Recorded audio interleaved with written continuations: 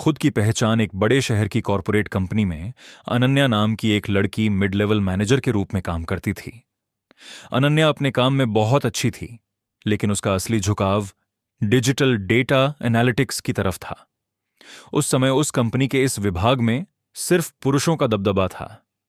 जब भी अनन्या कंपनी के सिस्टम को आधुनिक बनाने का कोई आइडिया देती, तो सीनियर अधिकारी उसे यह कहकर टाल देते, अनन्या, तुम जो काम कर रही हो उसी पर ध्यान दो, ये टेक्निकल चीजें हमारे भरोसे छोड़ दो। अनन्या को यह बात बहुत चुभी, लेकिन उसने हिम्मत नहीं हारी। उसने समझ लिया था कि दूसरों की सोच को जबरदस्ती नहीं बदला जा सकता, लेकिन खुद की काबिलियत को इतना बढ़ाया जा सकता है कि लोग उसे नजरअंदाज न कर सकें। रातों की मेहनत अगले 2 सालों तक अनन्या की जिंदगी का एक कड़ा नियम बन गया। सुबह 9 से शाम 6 बजे अपनी रेगुलर नौकरी को पूरी ईमानदारी से करना, रात 8 से 12 बजे तक ऑनलाइन कोर्सेज करना, कोडिंग सीखना और डेटा एनालिटिक्स के एडवांस सर्टिफिकेशन पूरे करना। इस दौरान उसने अपनी नींद, वीकेंड्स की पार्टियां और आराम सब कुछ छोड़ दिया।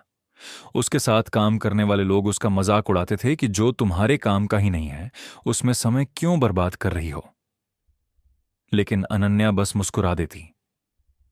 वह सिर्फ डिग्री नहीं ले रही थी, वह खुद को उस मौके के लिए तैयार कर रही थी जो आने वाले समय में मिलने वाला था। वो एक बड़ा मौका कहते हैं कि मौका हर किसी के दरवाजे पर दस्तक देता है। कंपनी का सबसे बड़ा क्लाइंट अचानक कंपनी का साथ छोड़ने वाला था, क्योंकि पुरानी मार्केटिंग की वजह से उनका एक बड़ा बिजनेस कैंपेन पूरी तरह फ्लॉप हो गया था। पूरी कंपनी में हड़कंप मच गया। अगर वह क्लाइंट चला जाता तो कंपनी डूबने की कगार पर आ जाती। एक इमरजेंसी मीटिंग बुलाई गई, जहां बड़े बड़े सीनियर अधिकारी एक दूसरे पर दोष मढ़ रहे थे। तभी अनन्या अपनी सीट से उठी। उसने अपने लैपटॉप को प्रोजेक्टर से जोड़ा और एक पूरा डिजिटल डेटा प्लान सबके सामने रख दिया, जिसे उसने अपनी रातों की मेहनत से तैयार किया था।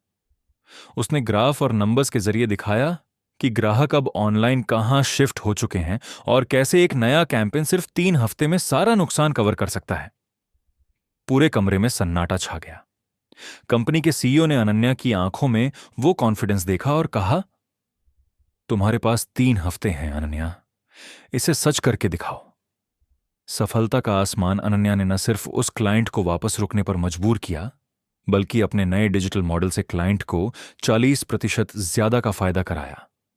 क्लाइंट इतना खुश हुआ कि उसने शर्त रख दी कि आगे से उसका सारा काम सिर्फ अनन्या ही संभालेगी। कंपनी को अनन्या की असली कीमत समझ आ चुकी थी। रातों रात कंपनी में एक नया विभाग बनाया गया, डिजिटल एनालिटिक्स एंड स्ट्रेटजी, और अनन्या को उसका वाइस प्रेसिडेंट वीपी बना दिया गया। वह उस कंपनी के इतिहास में इस पद पर पहुंचने वाली सबसे कम उम्र की महिला थी। कुछ सालों बाद जब अनन्या को business woman of the year का अवार्ड मिला, तो एक पत्रकार ने उनसे पूछा, आपकी इस अचानक मिली सफलता का राज क्या है? अनन्या ने मुस्कुराते हुए जवाब दिया, सफलता कभी अचानक नहीं मिलती। ये तब मिलती है जब आपकी तैयारी और सही मौका एक साथ मिलते हैं। जब दुनिया ने मुझे आगे बढ़ने के लिए रास्ता नहीं दिया, तो मैंने शिकायत करने में वक्त बर्बाद नहीं किया। मैंने खुद मेहनत की और अपना रास्ता खुद बना लिया।